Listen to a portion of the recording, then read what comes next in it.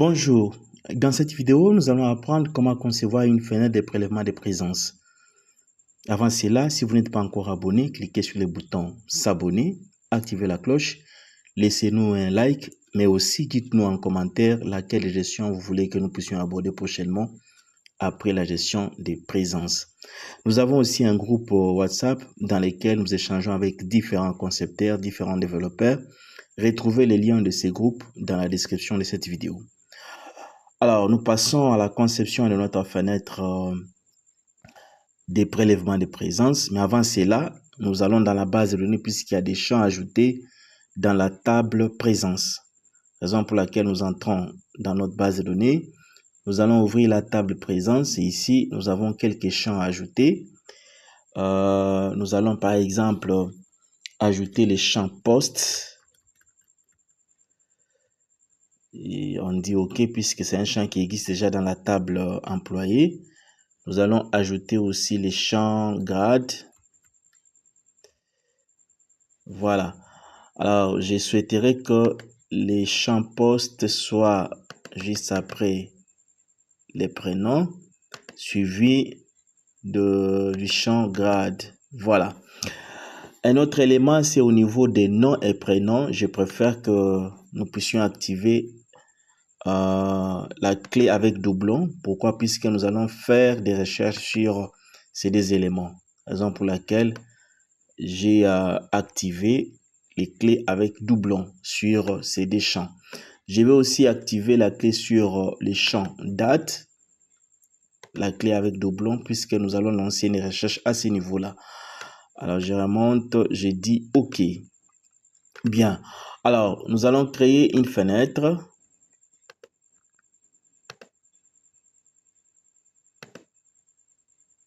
Et là, il nous demande de faire d'abord la synchronisation.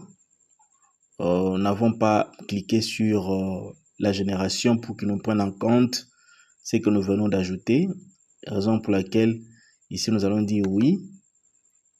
Suivant, suivant. Annuler. Et là, il nous demande de mettre les noms de notre fenêtre. Cette fenêtre, je vais l'appeler login-employé.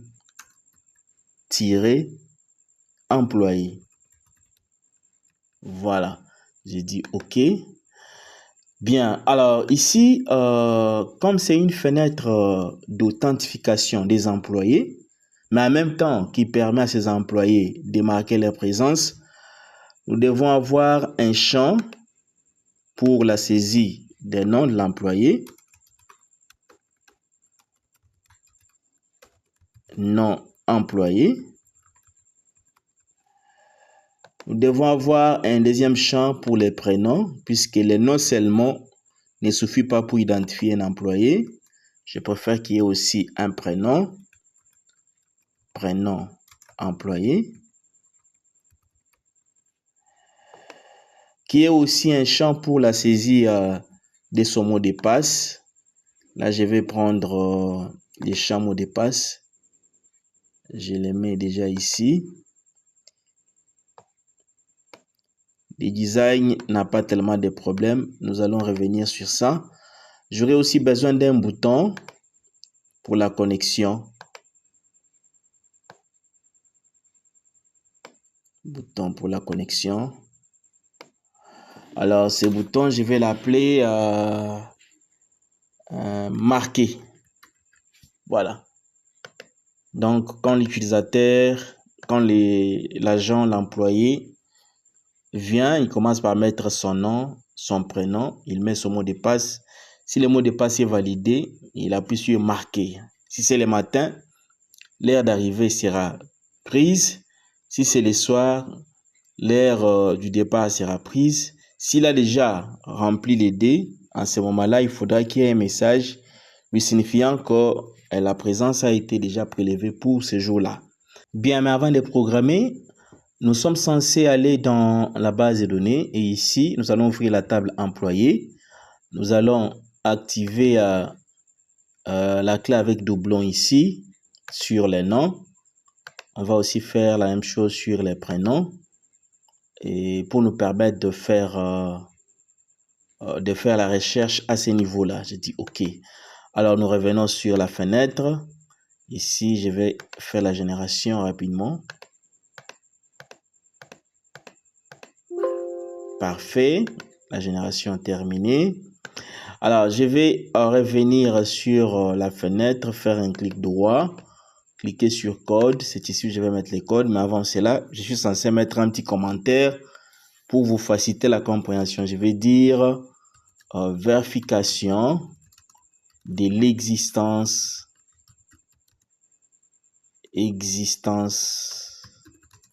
du nom de l'employé. Voilà. Alors, les codes que je vais mettre va nous permettre de vérifier si l'employé existe dans la base de données des employés. Et pour ça, nous allons utiliser la fonction hlit, recherche, premier. Ici, je vais préciser la table dans laquelle je vais faire la recherche, virgule. Là, je vais préciser la colonne, c'est la colonne nom. Et ici, il va me vérifier en rapport avec les noms qui sera saisi dans la zone saisie non employé. Donc, je vais dire c'est non employé. Alors, c'est ici où il va lancer la recherche. Et là, on va poser une condition. Si pas H trouve employé, c'est-à-dire, si après vérification, il ne trouve pas, qu'est-ce qu'il fait? Qu'il puisse nous afficher un message d'erreur. Dit erreur, cet employé n'existe pas. Et après avoir affiché ces messages d'erreur, qu'est-ce qu'il fait encore? Il va nettoyer la zone employée et ensuite, il va placer les curseurs dans cette zone. Prise, saisie, c'est non employé. Voilà. Donc, ici, nous avons dit que s'il ne trouve pas les noms, qu'il puisse nous afficher un message, cet employé n'existe pas. En même temps, après ce message, qu'il puisse nous nettoyer les champs non employés et qu'il puisse placer les curseurs dans cette zone pour nous permettre de saisir un autre employé. Sinon signifie que le nom de l'employé existe. Alors, nous vérifions aussi son prénom. Est-ce que les prénoms existent? Au cas où les noms existent, nous vérifions aussi les prénoms. Raison pour laquelle, à ce niveau, nous allons encore lancer une recherche. On va dire, dites recherche premier. Et là, c'est toujours employé. La table est toujours employé, virgule. Cette fois-ci, c'est les prénoms, virgule. Et là, on prend la deuxième zone qui concerne les prénoms. Alors, on va aussi poser la condition ici. Si pas H trouve employé, s'il ne trouve pas ses prénoms saisis, qu'est-ce qu'il fait? Voilà, c'est avec S. Voilà. J'enregistre. C'est bon. Alors, ici, s'il ne trouve pas, qu'est-ce qu'il fait? Il affiche aussi le message d'erreur, puisqu'il n'a pas trouvé le prénom. Il dit ces prénoms n'existent pas. Et ensuite, il va nettoyer la zone des prénoms. Et enfin, il va placer les curseurs dans cette zone pour permettre une nouvelle saisie. Voilà. Sinon signifie qu'il a trouvé aussi les prénoms. Donc, les noms et les prénoms de l'agent sont conformes. Dans ces cas, qu'est-ce qui se passe? Il va maintenant vérifier ce qui est saisi au niveau du mot de passe. Et là, on va dire si ces mots de passe égale à employé, point, on cherche le mot de passe ici, mot de passe, alors on peut afficher un message en attendant, info, c'est un message que nous allons effacer par la suite, présence marquée, c'est un message que nous allons effacer par la suite, sinon, erreur, mot de passe erroné. Et quand le mot de passe est erroné, qu'est-ce qu'on fait? Reprise, saisie, mot de passe. Voilà, je vais d'abord tenter de tester ceci pour voir comment ça va donner, comment ça va réagir. Et par la suite, nous allons évoluer. Alors, je vérifie d'abord si dans la table employé, j'ai quelques noms là-bas. Je vais ici, employé. J'ai un nom, Chabani, Charles Leroy. Bon, de préférence au niveau des prénoms et des noms, évitez les noms qui sont séparés comme ceci. C'est pas bon. Mettez un prénom unique, un nom unique. Ça nous permet de bien programmer au lieu d'avoir des noms séparés comme ça. Ce qui peut facilement générer des messages d'erreur en cas des petits soucis ou des petits problèmes. Alors, je vais devoir effacer cet agent. Je vais ajouter des autres agents. Et comme ça, nous allons tester notre code. Alors, je reviens sur la fenêtre employé. Je vais saisir quelques noms ici. Je prends par exemple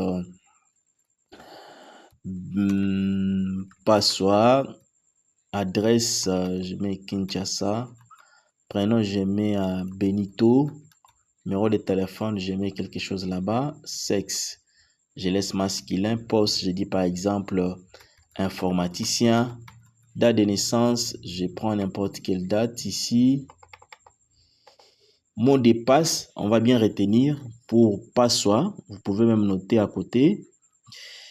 Ici, vous pouvez mettre votre nom. Hein. Je n'ai pas dit que vous devez toujours reprendre ce que j'ai mis. Mot de passe, je dis par exemple 1, 2, 3. Alors, je vais mettre 1, mon mot de passe, 1, 2, 3. Je vérifie là-bas pour me rassurer que c'est ça. OK. Enregistré. L'agent est enregistré. J'ajoute un deuxième agent. Cette fois, ça sera une femme. J'ai dit Mafo. Et adresse, je mets Kassai. Prénom, je dis Rachel. Numéro, je mets n'importe quel numéro là-bas. Sexe, je mets féminin. Poste, je mets réceptionniste. Date, je mets n'importe quelle date. Mot de passe, vous notez. Pour elle, mot de passe, je préfère que ce soit 4, 5, 6. Je dis enregistrer. OK. Et je ferme. Alors, nous revenons sur la fenêtre de login. On va tester. Je vais lancer l'exécution. Je vais tester d'abord avec les premiers agents ou les premiers employés. Je vais dire passoire, Benito. Le mot de passe, je mets 1, 2, 3. Je dis marqué, présence marquée. Parfait. Alors, je change les noms. Je mets Mbombo. Le reste, je laisse. Je dis marqué. Mais dit cet employé n'existe pas. Alors, je remets passoire. Au niveau des prénoms, je change. Je mets Jacob. Je dis marqué. Ces prénoms n'existent pas. Alors, je remets les prénoms. Au niveau des mots de passe, je change. Je mets quelque chose. Marqué. Les mots de passe erronés. Donc, je pense que vous voyez comment ça fonctionne. Alors, je prends aussi le deuxième employé qui est Mafo. Rachel. Les mots de passe, c'est 4, 5, 6. Je mets marqué. Présence marquée, puisqu'il est là. Elle est là. Plutôt, c'est une dame. Et si je change, par exemple, ici, je mets Jeanne. Marqué. Ces prénoms n'existent pas. Voilà. Déjà, à ce niveau, il nous donne la possibilité de vérifier si réellement l'agent existe ou l'agent réel avant qu'il ne marque sa présence. Alors, la deuxième étape va consister à la codification de la présence. En principe, si l'agent a déjà marqué sa présence pour cette journée-là le matin, il a une deuxième possibilité de marquer la présence à la fin de la journée avant de rentrer à la maison. Alors, si il a déjà marqué et pour le matin et pour le soir, il ne peut pas marquer aussi pour la troisième fois. S'il ose le faire, le logiciel va lui dire la présence pour la journée a été déjà marquée. Alors, vous avez constaté que quand l'utilisateur, quand l'employé saisit son nom, son prénom, il saisit le mot de passe, il clique sur marquer, il y a un message lui signifiant que la présence a été prélevée ou considérée, mais à la fin, on ne sait pas nettoyer ces zones. En principe, ces zones doivent être nettoyées pour permettre à un nouvel employé de saisir aussi ses coordonnées ou ses données. Bien, alors pour ça, on va quitter l'exécution et revenir sur les boutons marqués. D'ailleurs, c'est là où nous allons ajouter les restes des codes. Et ici, à ce niveau, on va devoir nettoyer les trois champs. On va dire C-nom égale à rien. C-prénom égale à rien. On descend. C mot de passe égale à rien. Et on place les curseurs dans la première zone. On dit reprise saisie. C-nom. Voilà. Bien, si vous n'êtes pas encore abonné, cliquez sur le bouton s'abonner, activez la cloche et laissez-nous un like. Dites-nous en commentaire laquelle des gestions vous voulez que nous puissions aborder prochainement après la gestion des présences. Alors, nous allons créer une requête de sélection en rapport avec la date, les noms et les prénoms. C'est-à-dire, nous voulons vérifier si déjà dans la table présence, en rapport avec la date de la journée, s'il y avait déjà un nom tel et un prénom tel. Et pour ça, nous allons dans le menu accueil, nous cliquons sur nouveau, requête. On va prendre la requête de sélection qui est déjà par défaut sélectionnée, suivant. Et ici, nous allons prendre la table présence. Là, nous ajoutons tous les champs de la table présence. Et ici, nous allons commencer à poser nos conditions. La première condition sera posée au niveau de la date. Je sélectionne la date. Je viens ici sur conditions. Nouvelle condition. Je vais dire la valeur sera égale à la valeur au paramètre. C'est-à-dire la valeur qui sera précisée dans la programmation. Je dis OK. Je viens aussi au niveau des noms. Je vais ajouter une autre condition. Nouvelle condition. Je dis au paramètre. OK. Je viens aussi au niveau des prénoms. J'ajoute une condition. Je dis au paramètre. Voilà. Et je peux appuyer sur OK. Et là, je peux enregistrer ma requête de sélection. Je dis select date nom prénom. Donc là, je voudrais dire la requête de sélection en fonction des dates, nom et prénom. Je dis OK. Voilà, après cela, je reviens maintenant sur les boutons, sur la fenêtre Login employé et j'ai fait un clic droit sur le bouton marqué Code. C'est ici où je vais devoir programmer et plus précisément à ces niveaux. Mais avant de programmer, rappelez-vous que j'avais promis que ces messages seraient enlevés. Et c'est le moment pour moi de l'effacer. Vous aussi, vous l'effacez chez vous. Il nous a servi seulement à tester notre petit code. Et maintenant, nous sommes appelés à avancer. Alors, bien, prochainement, nous serons obligés de créer aussi, en dehors de cette requête de sélection, nous allons créer aussi une requête de mise à jour et comme ça, programmer la suite de cette fenêtre des prélèvements des présences. Merci et on se retrouve prochainement.